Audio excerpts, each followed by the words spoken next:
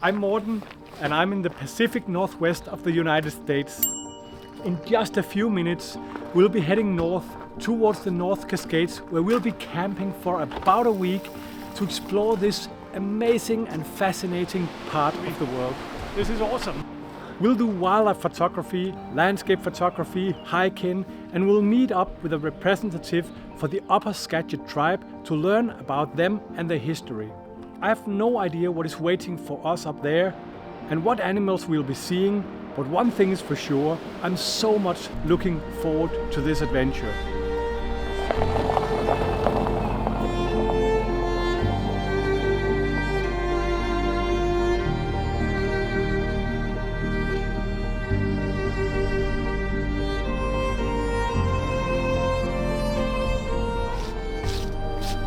For these of you who are watching from Scandinavia, it might seem a little unfamiliar to you, as it does to me, but this is a national park campground, and as long as you're in a national park, it's pretty much restricted.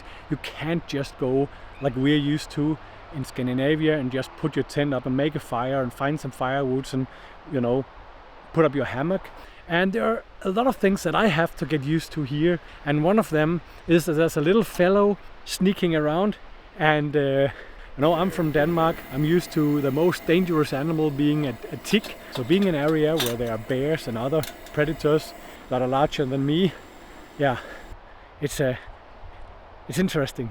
But luckily I have Tim with me and he can teach me all about that. But the fact that we have bears here is also one of the reasons why we have traveled up here to the Northern Cascades, because it probably doesn't come as a surprise to you that I'll be happy to photograph one of them. I have no idea if we'll find it or not, but at least we will give it a try.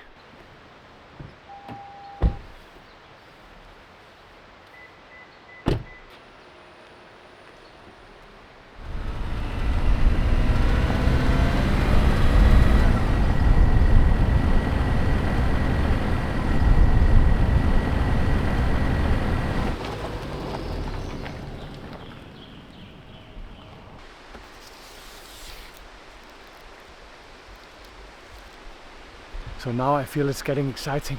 This might be the very best chance on this trip here in the North Cascades to see a black bear.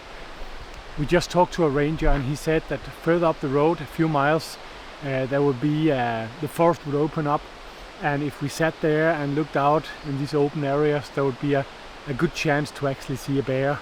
And I mean, I would love a good photo of a black bear. It will be the first in my life. But I don't need that. If I can just get a glimpse of it, if I can just see it with my own eyes, it doesn't matter so much with the photo. It's just one of these animals that I would really like to see. So yeah, I'll catch up with Tim and I'll cross my fingers and everything else that can be crossed.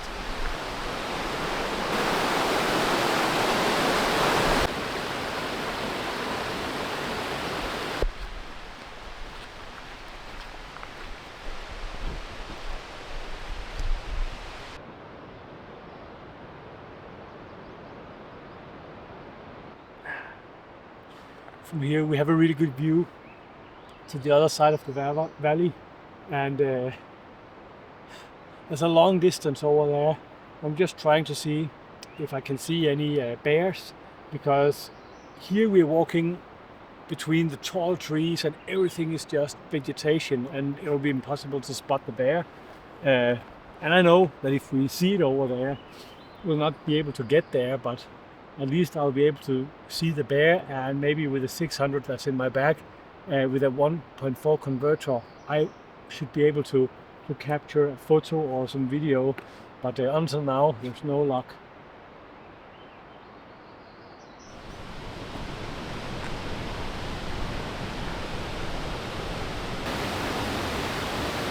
Yeah, it's a really lousy bear year. A couple of years ago, there were a lot of bears down in the valley because the berries up high were pretty much non-existent. So a whole bunch of bears got dispatched down in the valley bottom. So that would mean like the 2-year cycle and new cubs then, right? Yeah, it'd take a while for them to recover, no doubt.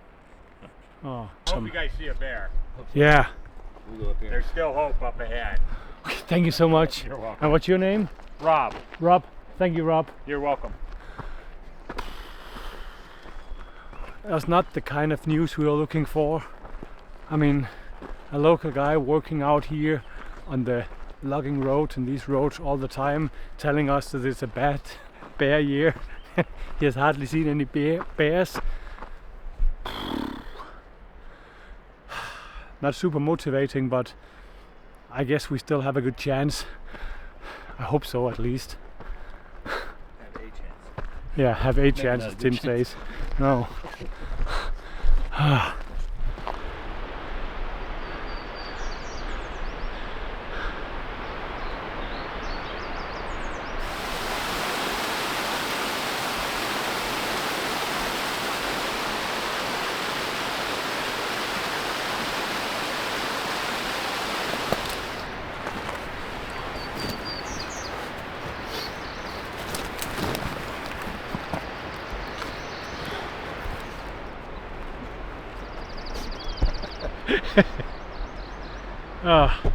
So we just arrived to the location we were recommended to look for the bears, but there's not anything to see up there, and it was full sun, so we just backed off maybe a few hundred meters down this road again, the closed road, and now we're having some water, a little piece of bread, just try to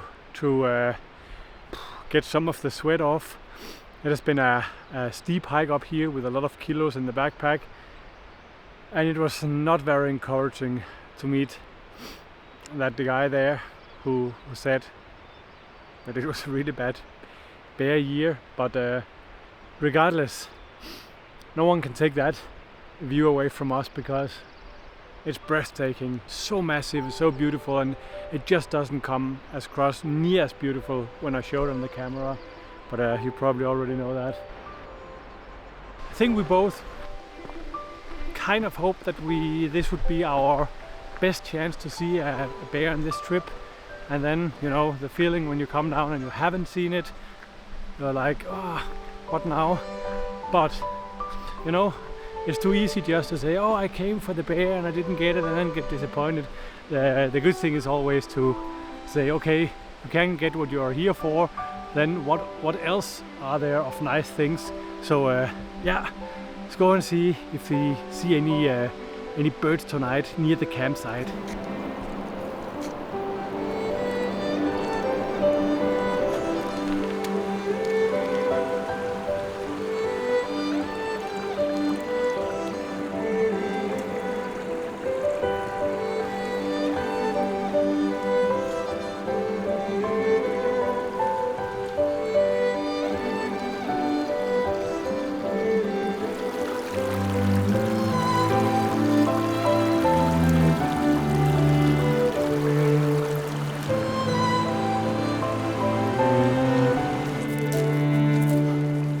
I want to do a tasting of the water from this Skagit River.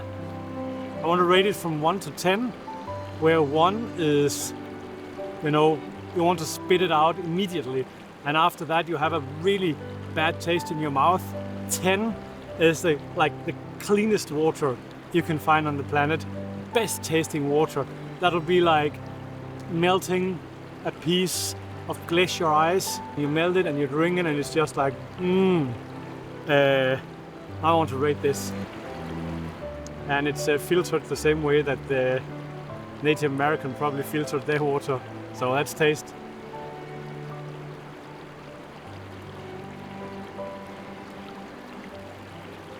Oh.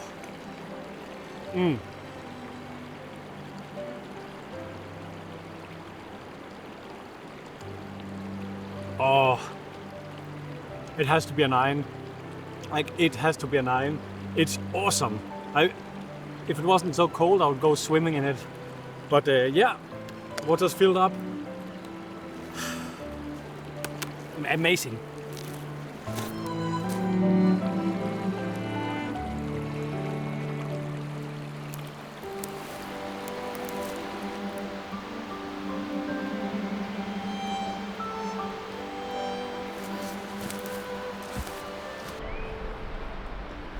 These trees are massive.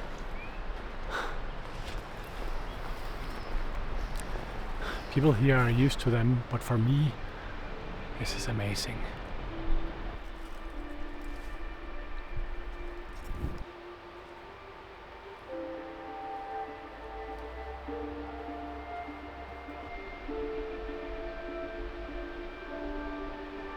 This is really nice.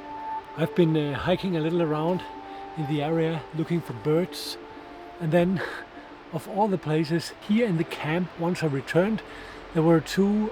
I don't know that bird because it's not in Denmark, but it looked like a kind of a woodpecker. I'll have to look that up, but just got a photo of it and it's still up there. Just have a look here.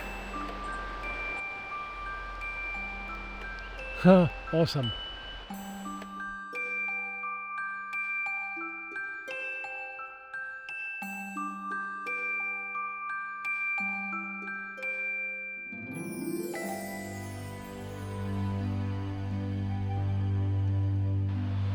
Let's see if it's still there. Oh, yeah, there we go.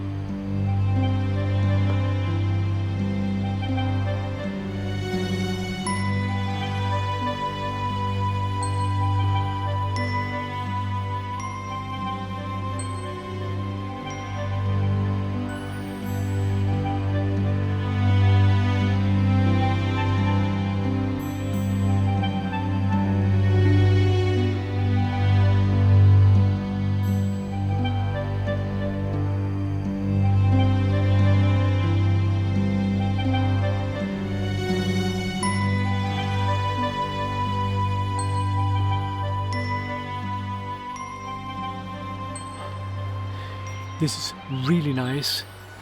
Got the photos, got a little video recording, and I don't know what bird it is, but to judge from the behavior, I think it's some kind of woodpecker because it's like pressing the tail towards the tree, and there are two of them, two adults. I don't know if it's I don't think there is a hole, a nest up there in the tree.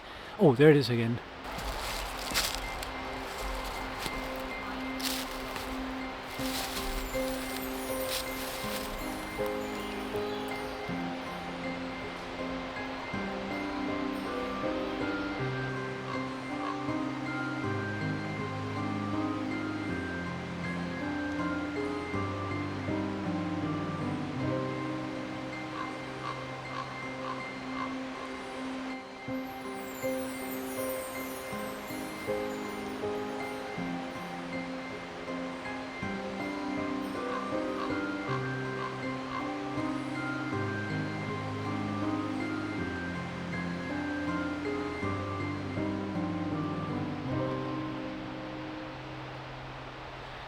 That was really nice.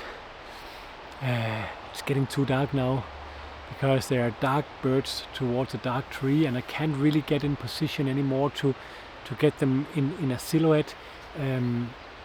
ISO is up at 4000 and shutter speed is around 50 of a second, and most of my images are blurry because they move the head, but I'm quite sure there's at least one good photo here, so I can only be really, really happy.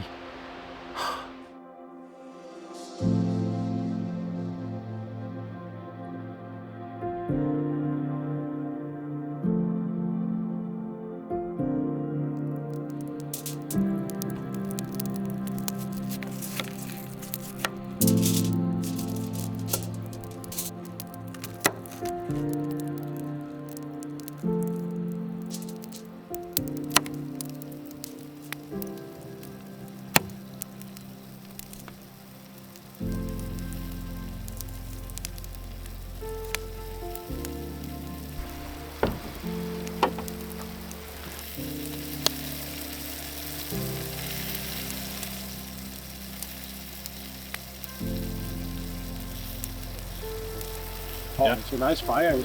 Yeah. Yeah. Oh.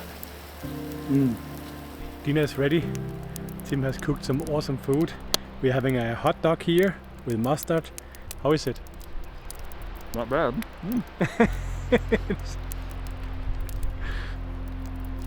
Oh, it's two. Big bite. I only got the bread now, but give me a second. Here comes the sausage.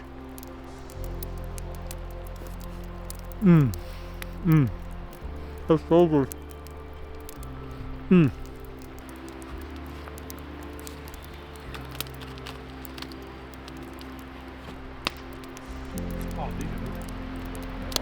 Yeah.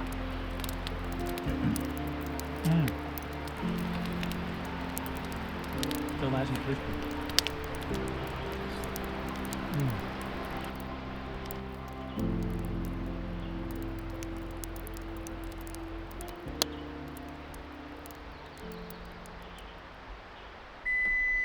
Tonight we're going to meet up with a very exciting person, and that is Scott Schuyler, a Native American elder from the Upper Skagit Tribe.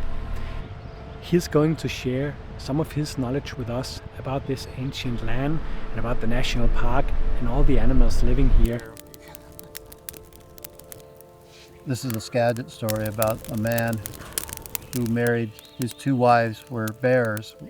One was a black bear and the other was a grizzly bear. Grizzly bears, of course, are chaos, and black bears are a little different. And the black bear was a good wife to him. She would go out and gather food for him, pick berries, be a good wife, and help her husband with everything he needed, and take care of him. And grizzly bear, she was different. She was chaos, and she would. Her husband was afraid that she would kill his other wife, black bear, someday. And of course, that turned out to eventually be true, because one day when the two wives were out gathering berries for him, grizzly bear killed black bear, and the husband, knew what happened, and they devised a plan to kill grizzly bear. So they went up to Old Man Flint's house, which is in Hosamine. Flint being the rock, the stone that we made flint stones, axes, and knives out of. And so when grizzly bear was backing into the house, they killed her and pushed her down into the river. That's where the Skagit River was, and she floated off. But the story is that you can live with the grizzly bears, I think, but you also have to be aware that they are chaotic, and bad things can happen if you don't keep your eye on them. That's not the entire story, but the fact that we have a story like that, showing that our existence with the nature, with grizzly bears, with black bears in our history. To me, that's such an amazing fact. Just going back in our history, it explains a lot of things for us, how we came to be, and how we're in touch with nature and how to interact with nature. This is part of our religious belief system. We believed in transformers, and of course, animals were a large portion of our transformer belief. Bears, the grouse story I told you about, populating our villages.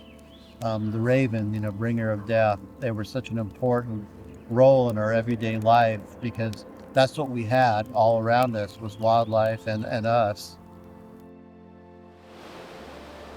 My daughter, what I've always asked her to do is use that native voice for the environment and the creatures in the environment. That's one of the biggest lessons that we try to teach our kids, is make this better than we have today for the next generation. Try to fix things that we've done. One of the things that, by working on wolf restoration, grizzly bear restoration, I'm hoping to start that legacy of improving, and then she can pick up this thing with Seattle City Light, having the dams provide passage for salmon. It's been a personal goal of mine to make that happen the last 20 20 years, and I'm not going to probably live to see the fruits of that labor, but she will. We're taught we don't inherit this landscape, but we're borrowing from our children. That's why it's important to make things better, because we always think in terms of generations. We're always looking ahead 7 generations and to the past, and where we've been, where we want to go. And it's about the quality of life for the future of our children, their children, but not just our people, for everybody. We hope people adapt the same mindset, the same values that we have, because if we're all going to survive, we all have to do that, and make positive change where you can. And we like to tell people, even small changes are good if that's all you have to offer. Recycle, whatever, do what you can, because it's important we only have this planet, one planet, and we've got to do everything we can. Otherwise, we're not going to be here. The future's not going to bode well for us. In Tattle Creek, steelhead and spring chinook used to spawn prior to the dams. They were documented in this particular creek prior to the dams being built. We hope to see that again someday, soon. I always find it super interesting to hear about history and how the Native Americans lived here, and talking to biologists, like geologists, just trying to understand and trying to kind of imagine how things would be without all the dams, all the roads, all the shops, factory, and just imagine flying up in a helicopter or a drone, look down, and you'll see no civilization, just these old civilizations of Native Americans. Since I was a kid, I have been so fascinated about that, and yeah, just being here, talking to Scott, it's priceless.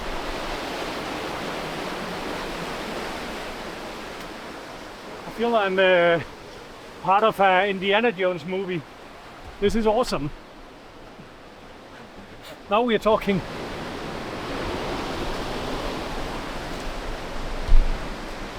Hey, let me help you. Try to duck down a little. Yeah, you're good.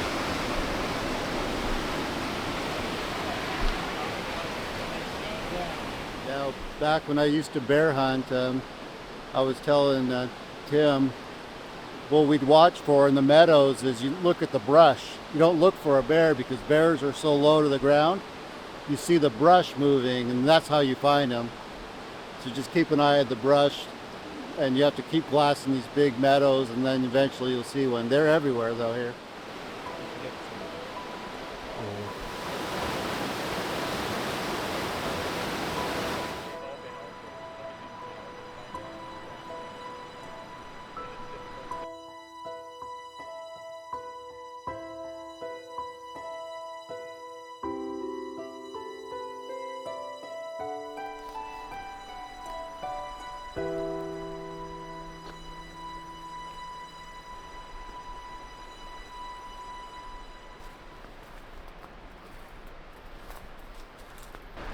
Just want to explore the area here down by the river and see if I can photograph some birds. And it's really warm. It's around 20 degrees Celsius. There's a bit of wind and it's partly cloudy. So that's really nice because the light is soft. Inside the forest it's too dark to photograph now, but out here it's really nice.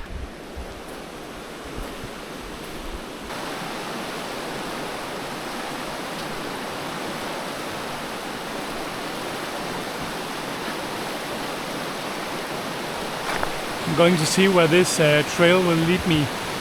There's too little light in here,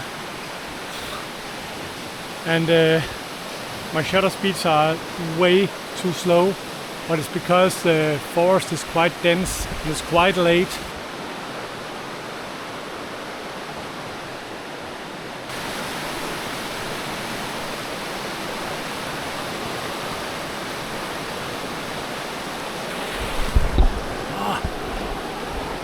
I have to be so fast.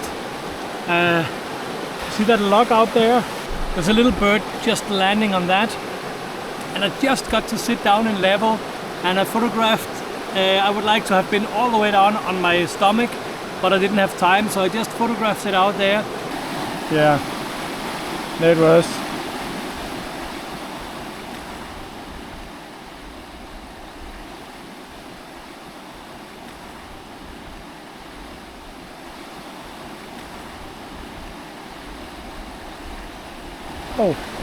Oh, I hear it again. It's like beep, beep, beep, beep.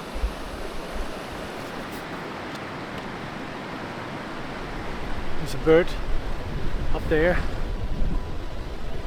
See it?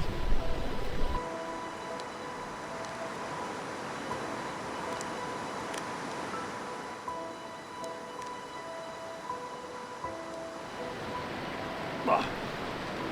Holy smoke! It was floating down the stream really fast. I don't know if I got it. Anyway, it's not sharp, but here it is.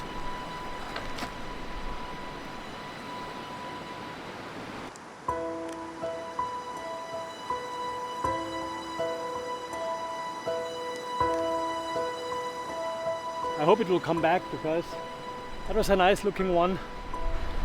It's interesting to photograph birds here because I don't know a whole lot about them, or like nothing, but it'll be interesting to see when I come home what I've actually seen.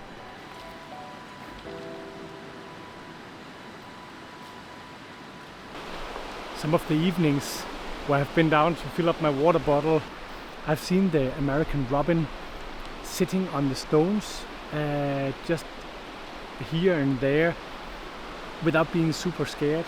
And I don't know why they do that in the evening, because they don't do it during the day.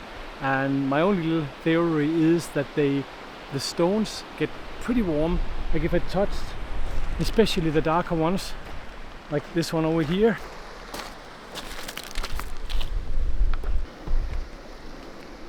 when I touch them, they're still really warm because the sun has been just baking the entire day. And I believe that maybe insects or like flies or some other kind of insects are sitting there on the rocks, and then the birds can come here and try to feast on them. I don't know if that's the case, or the birds just like to have warm feet. I just cross my fingers that they will show up maybe a little later. We'll see. Yeah, so wait. Oh yeah, here they come on the stone.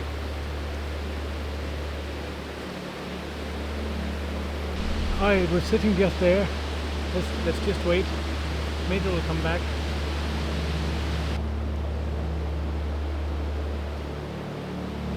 Let's have a look. Oh, there it is. Oh yeah. Oh, that's nice and sharp. Look at that. Oh.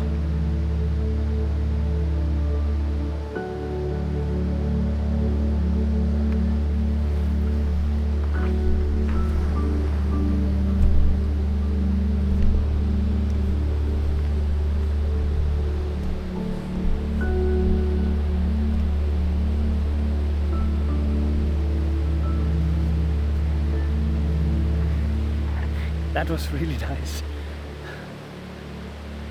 Finally, a good photo of the little robin, and maybe it will come back, but it flew into the forest, and in there it's way too dark. So nice. Beautiful, so beautiful here in the North Cascades. I kind of want to have a cabin up here or something, but it's a pretty long travel from Denmark.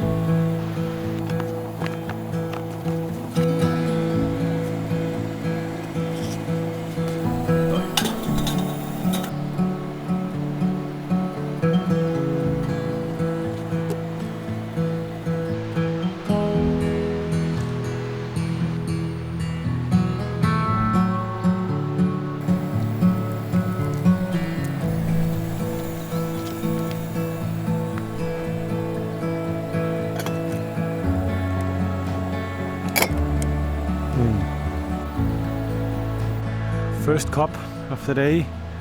Tim just made this with what I believe are some really nice coffee beans. I don't know, we haven't tried it before, these ones. So cheers.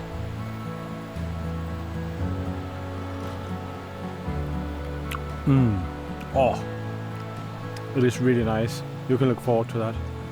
That's so good. Cheers again.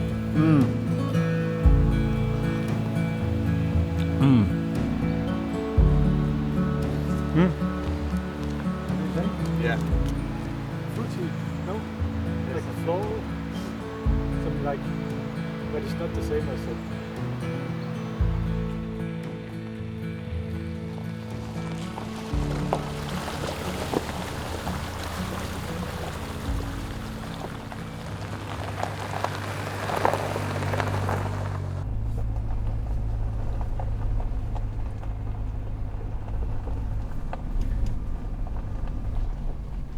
We're now at the Blue Lake Trail, and we're going to follow this little trail, a path up.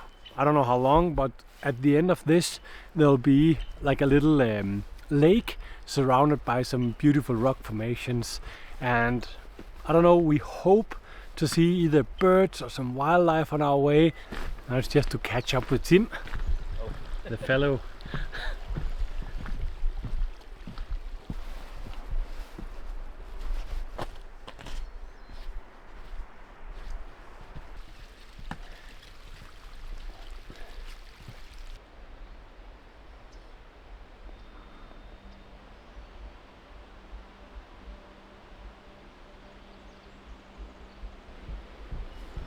Just scanned these mountains to see if there are any goats, but I'm not able to see any.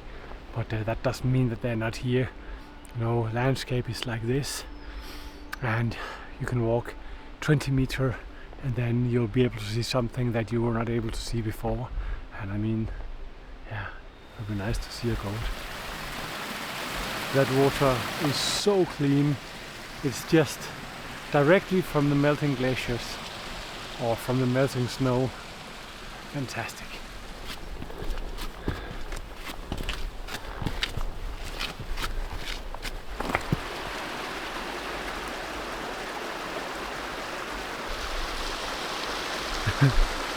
Okay, Tim just says there's 900 meters to the little Blue Lake, so we are there very soon. And here is a good place to fill up the water bottles on the way back.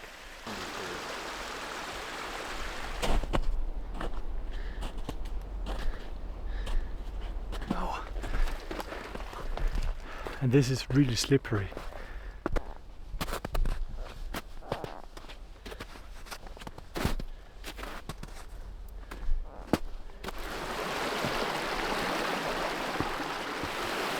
Oh, there's the lake. Not really blue though. No more white. Yeah. Oh! Oh, did you see that? The little squirrel kind of things. The little mammal looks like a squirrel or mouse or something. Oh, awesome. Look at this.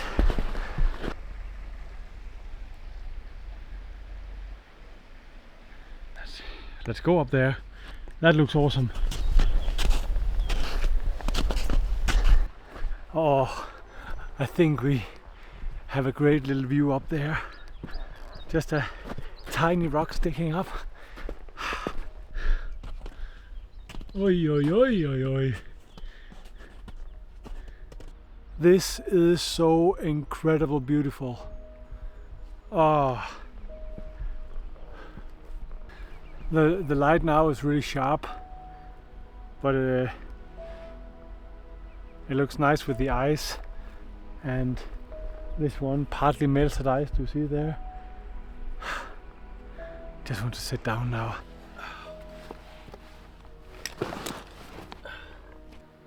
So beautiful.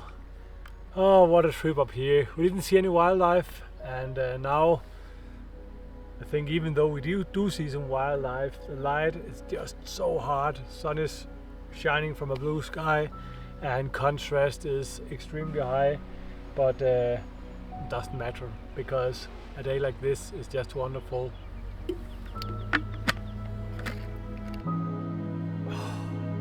What a day, what a day.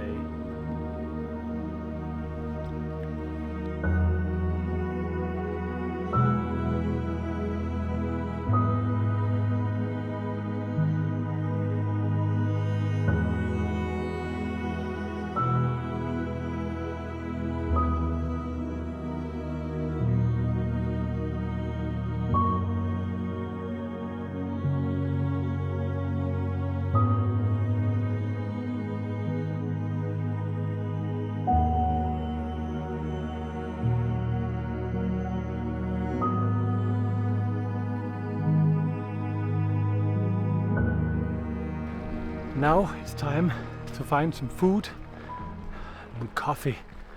It's definitely time for a breakfast now. You ready for a coffee, Tim? I'm ready. Definitely. That was a beautiful hike, wasn't it? It was.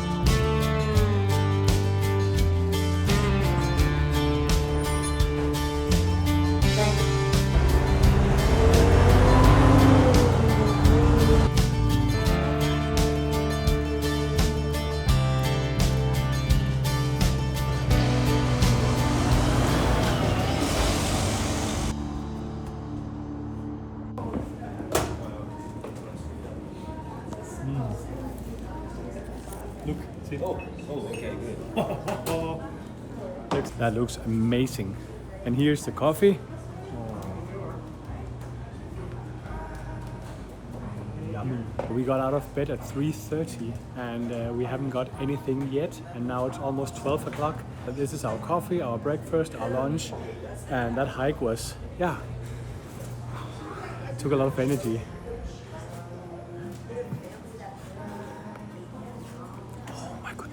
This is good. What a morning, what a day, and now it's time to relax and then we'll go out again in the evening, so yeah, see you later.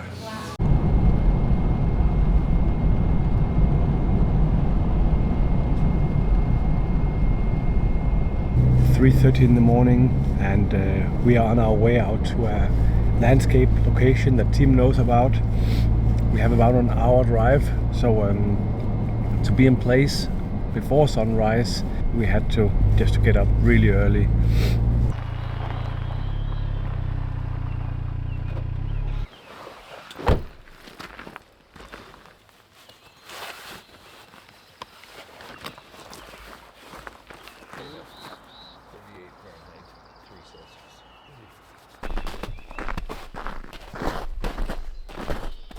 It's 3 degrees Celsius now. We have no wind and no clouds. Try to look behind me.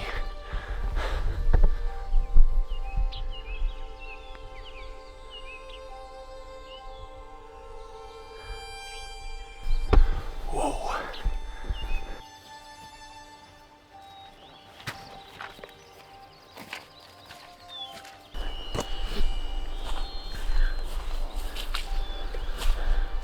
It's a little buggy. Yeah. Look at this. Oh, thanks, Tim. Look at this. Whoa.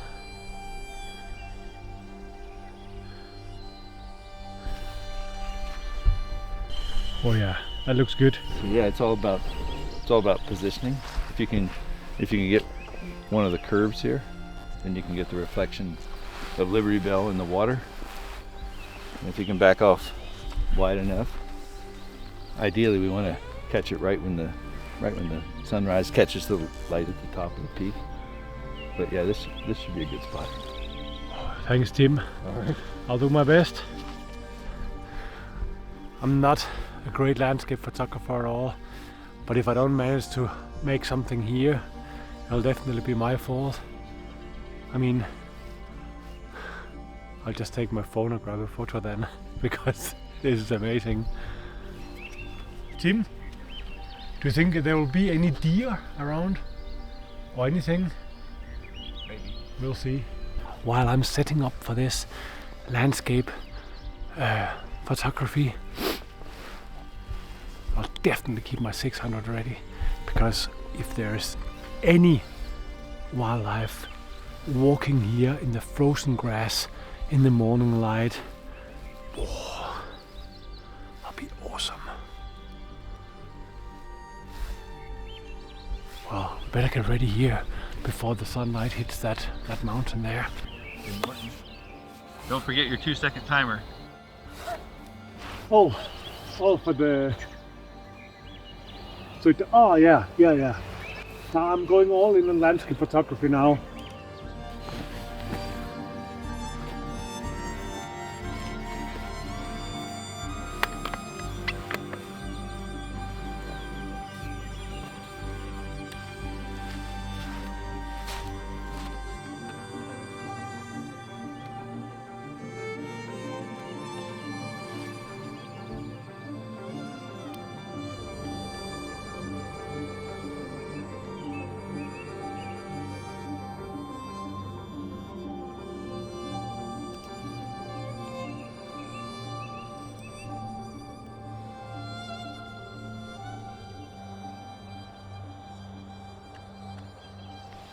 See, the sun is now gently hitting these mountains in the background.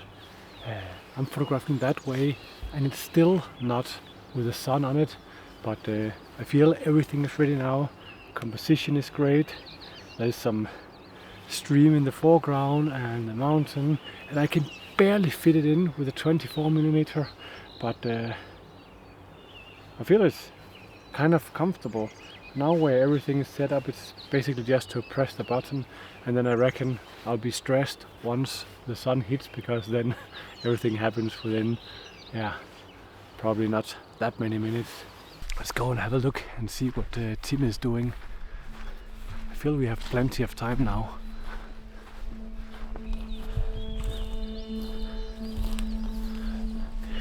What's going on here? Just waiting on the light. You're shooting vertical. Oh, I see. I like to have the grass a little bit further off to the left, but I think it works okay. If it comes all the way into the corner, it looks a little unnatural. Oh yeah. But because I have this gap here, I move the entire subject a little bit to the left. We'll see. We'll see. I better get ready. Behind my camera, I have the feeling that now I'm faffing around, and then suddenly the sun will hit the mountain and I'll be doing something else. That would definitely not be the first time. Like, this is where I think it would be really nice to have some deer or something. Look there.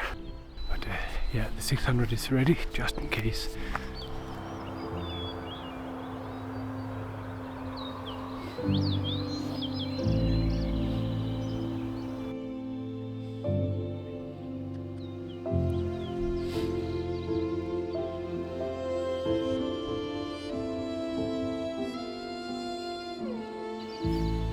The sun is now hitting the mountain, and I see what Tim was talking about.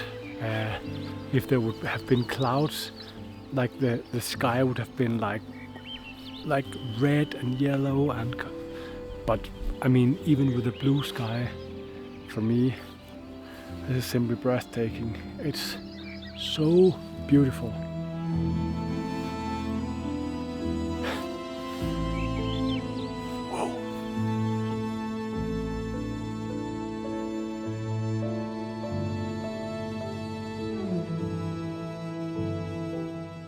The light came really quick, and I got some photos over there, and then I tried to move a little bit, and then I wanted to photograph this old dead tree, but already now the light hitting the mountain is way too sharp compared to like these shadows that I'm dealing with here.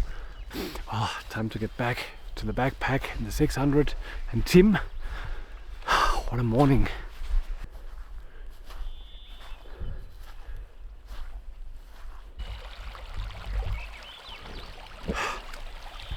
So we're trying to photograph this little stream with a moving water, slow shutter speed, and I tried, like I don't own filters and stuff like that, so I tried with a old school method. I'll just show you. So look at this. We have the moving water in the foreground and then the mountain. That is normal without anything. And then here, and the only thing I did was just making a 1 second exposure. I'll just show you here. It's not super fancy. It's probably not that useful either, but I just put my phone down here.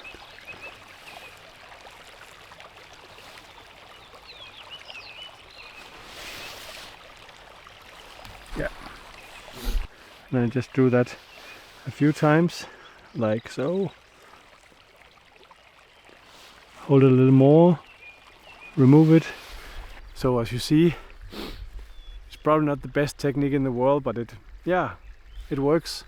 And since I'm not really do a lot of landscape photography, I don't have a lot of filters in my bag, and just these little tricks are the difference between that I can get something home with me that I can actually use and getting nothing. And of course you could make more than one exposure and then merge it together as like an HDR thing, but yeah, it's not really something I like so much. I really enjoy making the image out here so that the one raw file I get from my camera is as close as possible to what I actually saw, and yeah, the final image. So, but now light is getting really hard, contrast is getting high because we are in the shadow and the sun is rising now above the treetops. This morning was pure magic, and I definitely felt like this panic sneaking in, where first I thought, oh, I have all the time in the world to photograph this, and then suddenly things just happened so quickly, and I wanted to like divide myself into 5 Mortons, and just one could photograph the route, one could photograph the moving water, one could photograph one composition, and one could photograph another, but there was only me. And yeah, it was kind of a panicking feeling. I'm so grateful. I think it's not very often I get a decent landscape photo, but I think thanks to Tim and his knowledge about this location, I definitely have something on the camera now that I'm happy about and that I'm quite proud of. So that's awesome. I think we left basically our stove and our coffee in the camp. So yeah, this is a situation we have to deal with, and I think both of us are really looking forward to being able to get a cup of coffee and just look at the images that we have just made this beautiful morning.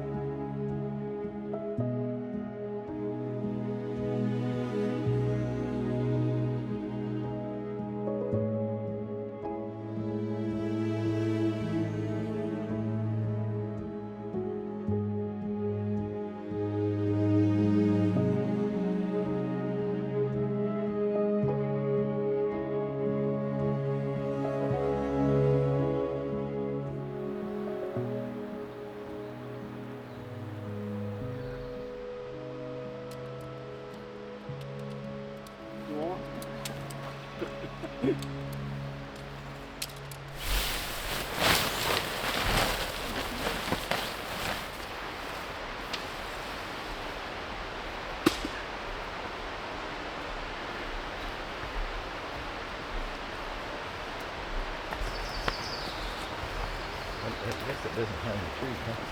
No, I don't think so. I think it's just, the surface.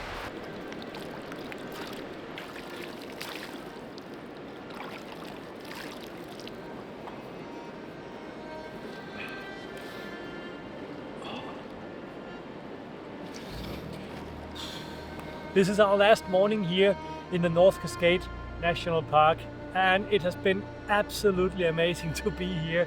I mean, this is one of these places I've watched on television and read about in articles and seen pictures, and I've thought like, oh, I would love to go there. And now I'm actually sitting here, like on the riverbed of Skagit River. It's amazing. It has been really, really, really interesting, nice, and such a great experience to meet with Upper Scott and to hike these places here together with Tim and to photograph. And even though I didn't get to see that black bear that I really, really hoped for, it has just been so nice. So I hope you enjoyed being with us on this trip here to the North Cascades. And then, yeah, take care and see you out there.